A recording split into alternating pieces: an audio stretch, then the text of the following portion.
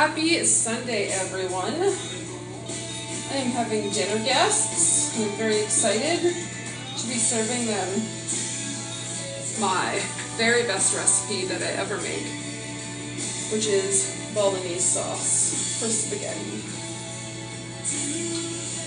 If you pay attention to my instructions, you will find that this is the easiest way to romance someone. The easiest way to hide a bunch of vegetables in your kids' food and still have them eat the crap out of it. And the easiest way to get some sauce started and then get the rest of your house cleaned up before your guests come. Because everybody loves spaghetti, right? Oh my god. My good knives are at home and it's problematic, but oh well, I'll deal with it. We're going to start with a white onion. Any onion is fine, except for red. Don't do red onion in spaghetti. That's just a terrible idea. We're going to have half a white onion. And here's where it gets to be time to pay attention. If you want your kids to eat this, or someone to enjoy this, you need to chop your onions appropriately. And that is, in my humble opinion, very small. So we're going to take this white onion, we're going to cut it in half. So we have the mezzaluna. There we go. There we go. Now we're going to turn it sideways and go 1, 2, 3, 4. Alright. Now we turn it to the side and we go 1. Try to go almost to the end, but not all the way through, and certainly watch your hands in this process. This is for an intermediate chopper. And now you'll see your first slice will be nice tiny little chunks. I've got my frying pan, non-stick. It's better to have a deeper frying pan, but I don't have one here. So if you have like one of those high-sided saucepans or 2 big pots, you can do it in there too. Got my stove on absolute medium because I want these to brown, but I don't want them to burn. So now that I'm at the end and it's getting dangerous, I'm just going to flip it over. We're going to give that a little rough chop. There we go. There we have it. Onions are in.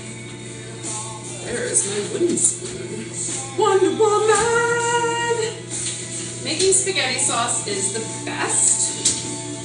Fun fact, you can make a grilled cheese with this sauce on the inside. You can use it as a pizza sauce for the best pizza ever. You can have a jar in it for a day. And you can make this in a huge pot. I used to make it for like professional reasons, and I'd have like my full stock pot going with spaghetti. Next, I need a little garlic. I have guests coming tonight, so I'm going to take it easy. I know. Garlic in a jar is, a polarizing issue. As I have guests and I don't want to, burn their faces off, we're going to go with about a teaspoon in there. Always onions first. Garlic burns really fast. That is done. Now what I've learned about cooking through lots of cooking and of course thousands of hours of professional food television is that cooking really boils down to 2 things, and that is quality of ingredients and utilizing proper technique. So while once you got this going, you'll be able to let it sit for as long as you want on the stove, you got to pay attention to what you're doing at the beginning. Medium heat, getting those onions broken up and melted down and caramelized, but we don't want any brown on there, or any black specifically. Garlic burns super fast, so we're just going to try not to lose patience, because it's like, it's cooking too slow, and then you crank up the slow and low for your onions and garlic. 1 good pinch of salt, half of that size of pinch for pepper. Thank you! Thank you all for joining and for talking with me. I am also filming this for my YouTube content though, and that's why I'm not talking back. But I see you all coming up, and it brings me great happiness. So, next on the list is our friend celery. Celery is the best for two reasons. It adds an additional fiber source to a heavy pasta meal, because you know I got garlic bread coming. But it is also a little tiny sponge that soaks up all your goodness. So what I did is the end of the celeries off. I want these to be small, so we're going to learn how to do both a julienne. So I'm going to take my celery stick, and right down the middle, down the bottom of the canoe, I'm going to cut that in half. Then I'm going to turn those two celeries over, and I'm going to cut little sticks. If you were like going for French cooking craziness, you could also have cut those in half or even smaller. Voila, julienne. Fun fact, the smaller you cut your vegetables, the more your children will eat. Now you take all your sticks together, and we're going to take a julienne into a brunoise. So julienne is the sticks. Brunoise is the little squares. Letting your knife do the work, little tiny cuts. Backing your thumb up.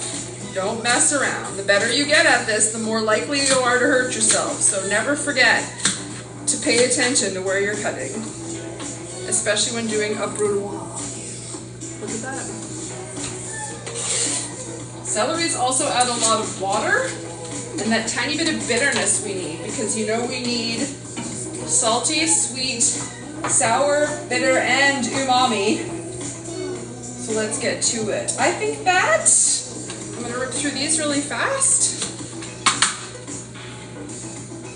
And I think I only need 3/4 of a celery here, because, you know, that was a pretty big chunk of celery. I don't want to get crazy here. I'm only making dinner for 4 servings here. There we go. Like a glove. I also love doing this live, because then I have to remember to pay attention to what I'm doing so I don't cut myself. There we go. You know what? That's plenty right there. That was a big celery.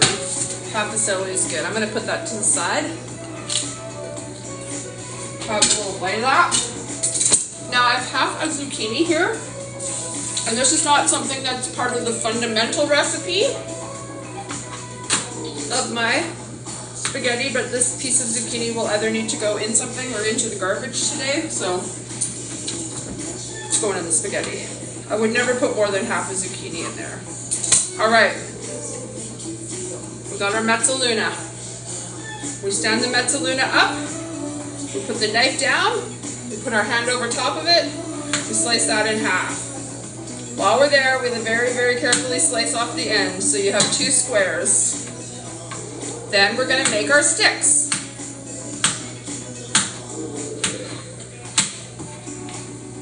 Then we have our sticks.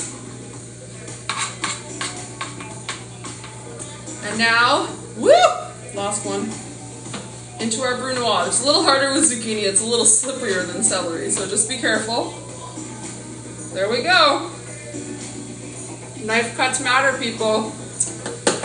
If you do not cut these up small, you will have a totally different flavor profile. It will not be anywhere near as delicious. You need the pieces to be nice and small and uniform so that all the flavor can go in there. We want that flavor.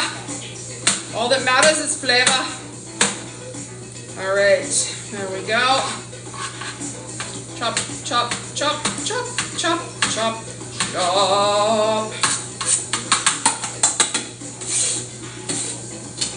All right. Next on the list is our friend carrot. I have some yellow heritage carrot this evening that I much prefer to an orange carrot. It's so much softer and sweeter. We add the carrot into this for the same reason we add any other vegetable when we're sitting there going, why do I need to put vegetables in it? You know the answer. The answer is flavor. Carrot lends a sweetness that counteracts with the tomatoes. And it's also like your mirepoix for virtually anything. This always looks weird though, because it always looks like I have a bunch of onions or potatoes in there. But nope, that's a carrot. In she goes. And now see, I need to actually go up one element level because I'm not quite hot enough. Over here. Oh, I wish I had one of my good knives. I got a new knife for Christmas and it's so ballin', but now every other knife is garbage. And this one's a Victorinox. I shouldn't be talking down about it. It probably just needs to be sharpened.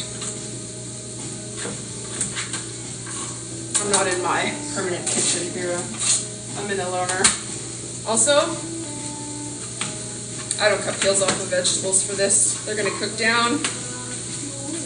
There's bits and minerals in there. We all need a little bit of dirt. I washed it, that's good enough. What we eat from the earth comes from the dirt. All right. Nope, that's too high. You gotta watch, you gotta pay attention. Starting to look good though. Oh yes, look at that. Got our aromatics in there, now it's time for our buddy the red pepper.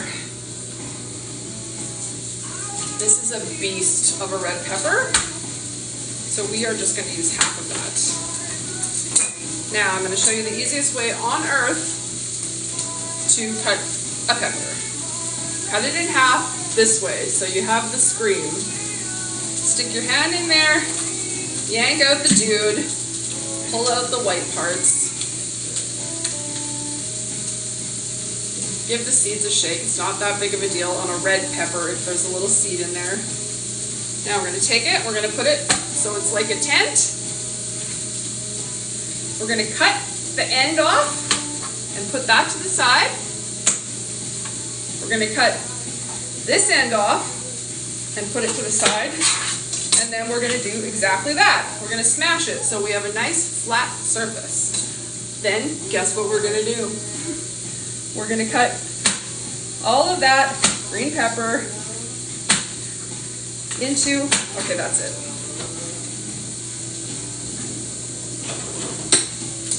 I can't live like this anymore.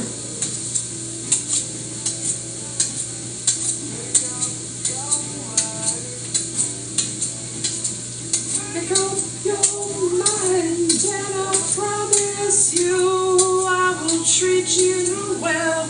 My sweet angel, so help me. There we go. That was my own fault. Slacked on my equipment prep. Still could be sharper. That's okay. This is just a temporary kitchen. I won't be here much longer. And one time I'll remember to bring one of my good knives with me. But honestly, I make some pretty simple food. I don't really like leftovers, so I'm more likely to cook a meal for two and then take the next day for lunch and then be over it. Alright, so now we have our little cubes of our pepper. In it goes. My knife at home, my goodness. Whoa! The show would only be 7 minutes long because the knife is so good. You're like magic. Alright, there we go.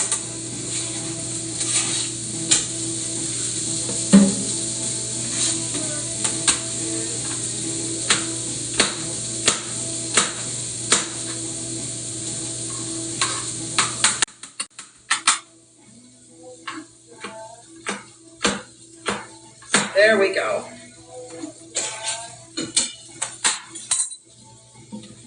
Alrighty. Get that out of the way here. Alright, we are now at our second level of seasoning. You know the rule, folks. Season as you go. It is starting to smell absolutely fantastic in here. And now we need another pinch of salt. And another half pinch of pepper. Now we've got to get into our Italian seasoning, which I'm not talking about a blend. Anything that says McCormick's is not what you need. You need dried basil, dried oregano, and dried thyme. It's called Italian blend. I get mine at Walmart, believe it or not. But make sure that there's no salt or any garlic salt or any dehydrated onions or any peppers, because that's going to change everything and it won't be as good. We're doing like a full tablespoon of this in here.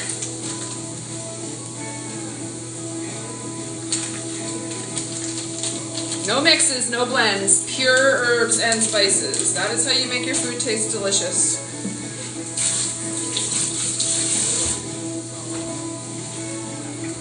This is what the Italians do, this is what the French do, this is what the Chinese do, this is what all the great cuisines of the world do.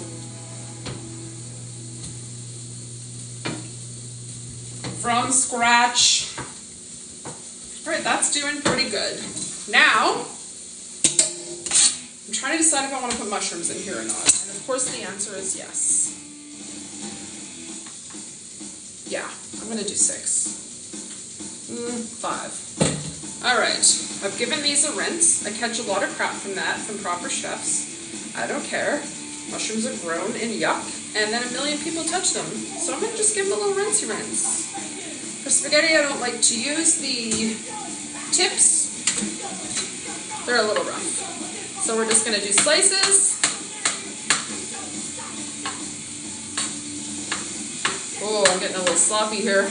Doesn't matter, we're going to do a rough chop. Because mushrooms, honestly, they're all going to shrink up pretty small. When I start to get lazy in my cutting routine.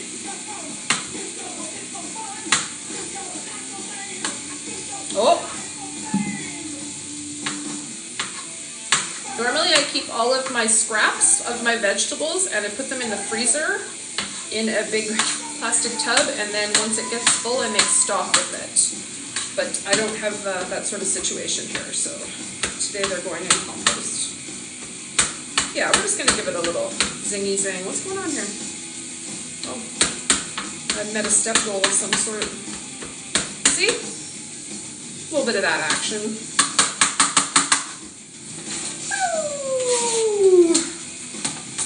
Alrighty, now we gotta let that go for a couple of minutes. Just to integrate. If you see any mushrooms that are too big, you just give them a little squishy squish. Now let's tidy up a bit here. I'm also going to be doing a nice garlic loaf. We've got the classic Caesar salad for the evening. It's a good Sunday dinner.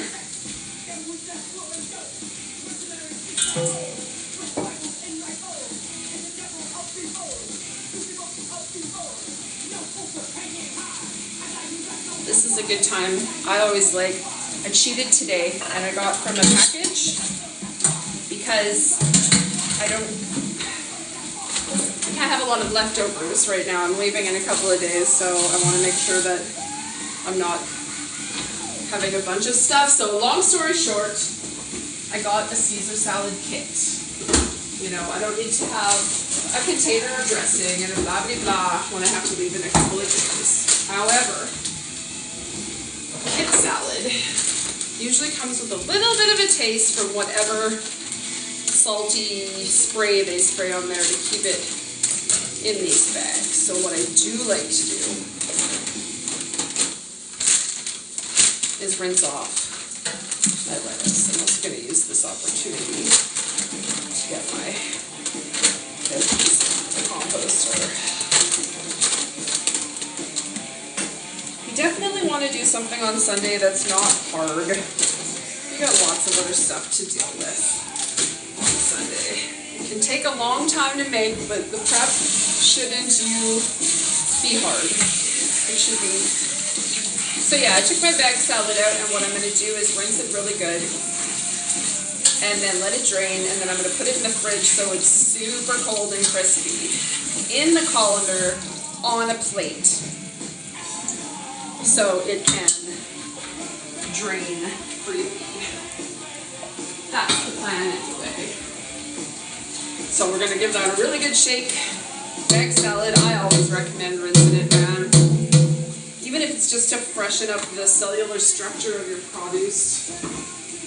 Make it a little more delicioso. In you go, buddy. All right. Move this over there for later. Now we're getting good. Everything's nice and brown. Starting to get soft, but it isn't burnt or anything like that. Yeah, there we go. Now it's time for the meat. I have 1 pound mixed beef and pork. When you are making any sort of pasta, if you eat pork, beef and pork is the way it should go. You'll notice that this is a very Italian thing. Maybe not in all of Italy, but I know that I've watched a lot of shows about a lot of Italian food and also been to a lot of Italian restaurants. And the beef and pork combo, I'm confident in sharing my expertise. Now, I have a better utensil for this.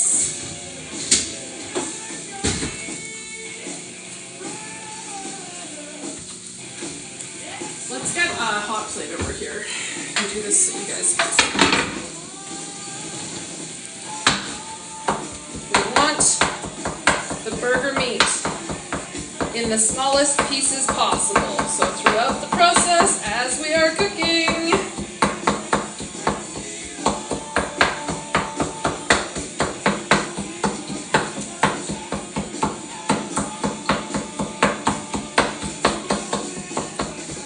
there we go. And that's wooden. So this is a great family meal. It is relatively inexpensive to make. It stores very well. It freezes very well.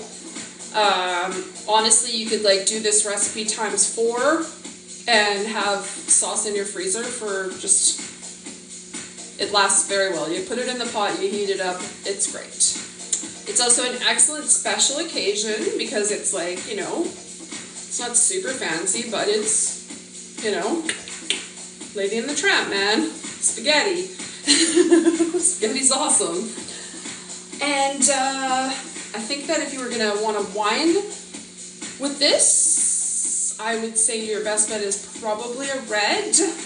And I honestly would say I can't recommend an Italian wine because Italian wine is not for me. It's much too dry. I would probably go with something probably from America or Italy, of course. And if you're going to Italy, just whatever. Whatever, it's Italian wine. It's all going to be dry as heck. American, I would go with a nice Cabernet. But honestly, if it was up to me, I would for surely get something from Argentina to go with spaghetti. But you can't go wrong with a red wine. You can't go wrong with a rosé. You can't go wrong with no wine if you don't drink wine. I just know a little bit about wine, so I thought I'd throw that in there. All right. Things are starting to get brown. Juices are starting to be released. This is when we do a little tossing and turning. Get the red bits to the bottom and the brown bits to the top. Get all those veggies in there so they're all absorbing each other's aroma. It's some good stuff.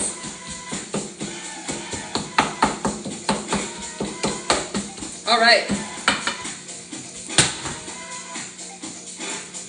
Back on it goes. Let's make our garlic bread. I have ourselves a loaf of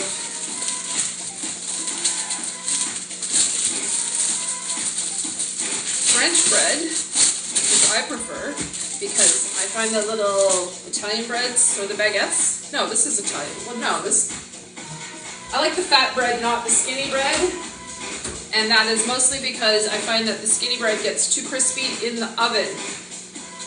There's only 4 of us coming for dinner this evening, so I'm only going to cut and prepare 1/2 of this loaf.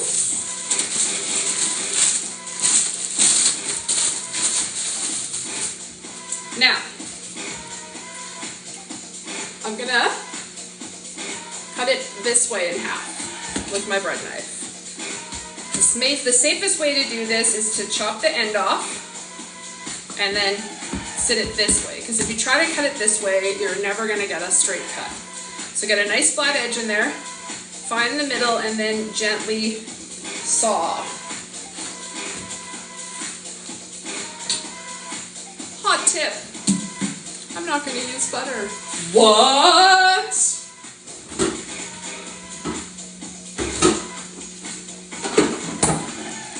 I'm gonna use a little mayo. I know, it's crazy.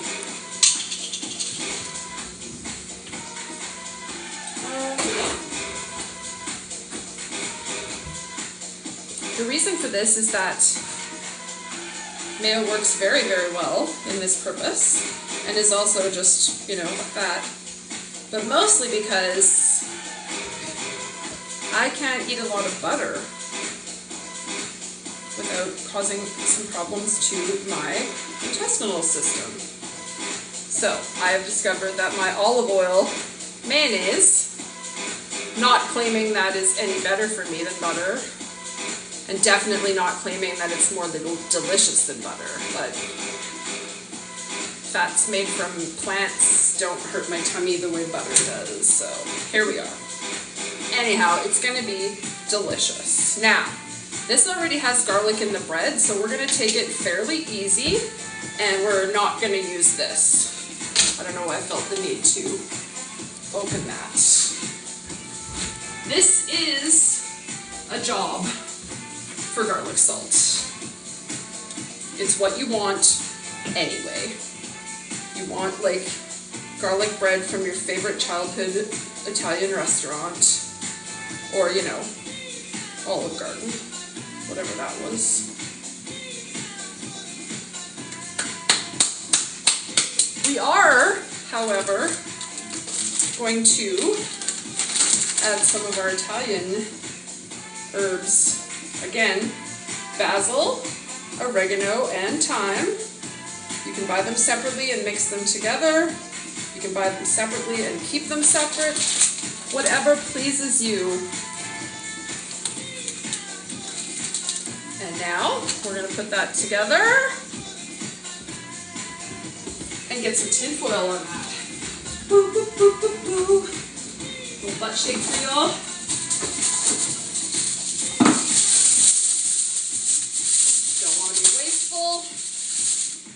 We're going to do fat side down.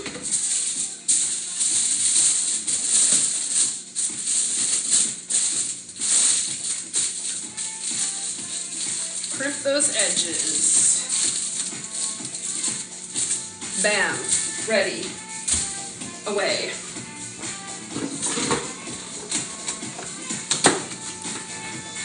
Here we go. Now we're looking good here. We've got the meat's getting nice and brown. The veggies are releasing their liquid and it smells freaking amazing in here, like a spa. Or what I imagine like an Italian sandwich shop that makes pepper hoagies all day smells like. It's basically what we got going on here. This is the Bolognese with some very Canadian fusion modifications. I've been making this sauce for, oh my god, over 30 years. It's the family favorite. It's my grandson's favorite. It's my friend Paula's favorite.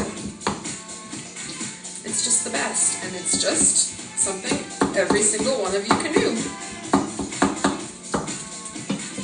If you're bored while you're waiting for this to happen, you just wash your dishes or empty your dishwasher, or maybe take a minute to clean out your fridge. Just chill out in here a little bit. That's all you need to do. And now we're going to talk about tomatoes and their role in this dish. We do not want tomato sauce. We do not want Catelli pre-made pasta sauces. We want a big can of crushed tomatoes. That's all it is. They took the tomatoes, they crushed all the yuck up. It's done for you. It's a little bit of salt, and that is it.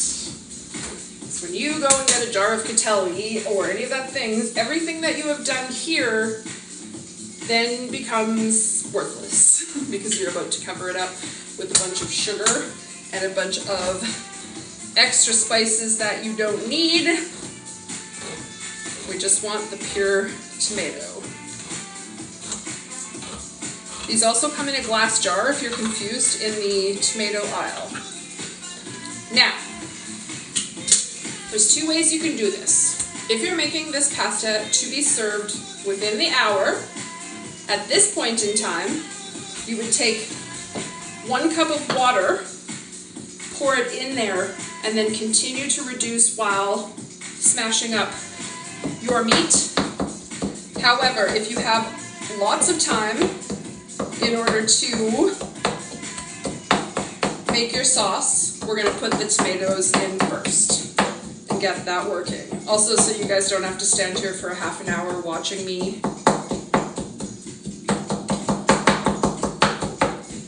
Incidentally, Epicure Selections makes a device that has 3, like a cross hatch for doing this exact task. It's a miracle. All right, so cooking it right away. Put a cup of water in there.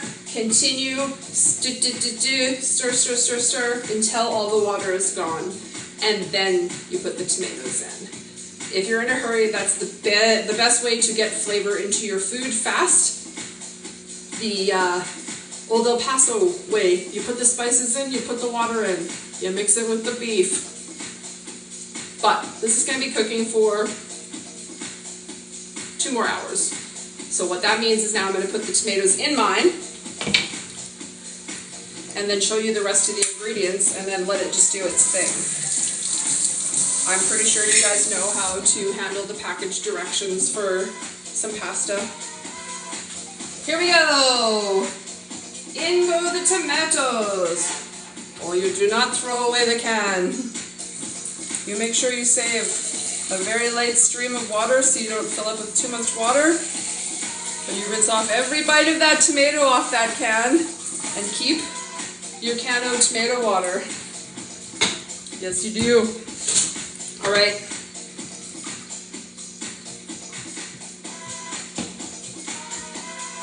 Get that all mixed in. I'm so glad I have stone cabinets or stone countertops so I can just put a hot pan on there. There we go.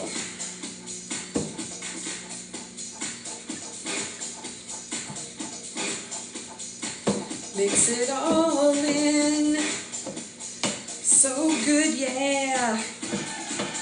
All right. Now, earlier you remember me telling you we needed a couple of other flavors in here. We put the celery in for the bitter. Oh my goodness. I just about dropped that pan. Time to work on my upper body strength. What was I just talking about? Secret ingredients and the spices and the flavors we need. We have our bitter from the celery. We have our sour from the other vegetables. We need our spicy. Now, if you were an Italian person's house, they will cut up a pepper. In Odessa's house, we're going to go crazy and use some Cholula because I don't like it super hot. But you need some spice in there or it will not be good. Oh my god! Cholula! You've noticed if you've watched my show before, I drop this lid every time I use this product on TV. It's like I want Cholula to find me. Cholula. There we go. Now, umami. The mushrooms need a little help. So this is my crazy secret. To most of my recipes, you need 1 teaspoon of soy sauce. I know, it's crazy. It's spaghetti. Why are you putting soy sauce in spaghetti? The tiny littlest bit of that fixes everything. Umami. Now we are working with canned tomatoes. and they have a metal taste if you don't have enough time to cook it. And a little secret is you need about 1.5 teaspoons of sugar. I'm using 2 cubes of brown sugar. That's going to cut the acid in the tomatoes and make the sauce so much better. So, that is my demo. That is how you make the spaghetti sauce. Now, I'm going to let this cook for 2 hours on a low heat. So you want a very, very light bubble in the center, but not a hard boil. You also don't want it just sitting there. You want a very light simmer. You're going to check on that every 15 minutes or so. Adjust your temperature, and then add the appropriate amount of your tomato water. Again, this is only for those of us that are letting our sauce cook all afternoon. If you need it in a hurry, do the earlier thing, add the water into the vegetables, then the tomatoes, then you only need to let it cook for like 20 minutes, half an hour, and it's ready to serve. The rest of us, I might need to have a little dance break while my sauce cooks. Also, I want it to be exceptionally good for my friends, and the long cook is, I mean, the short cook's delicious, but the long cook is just that even more delicious. So I would like to thank you for stopping by and sending me all the love and encouragement to keep doing this. I hope you have a fabulous Sunday, and remember, just make it yourself. It's much more delicious. It's healthier. You're gonna love it. You're gonna have a good time in the kitchen.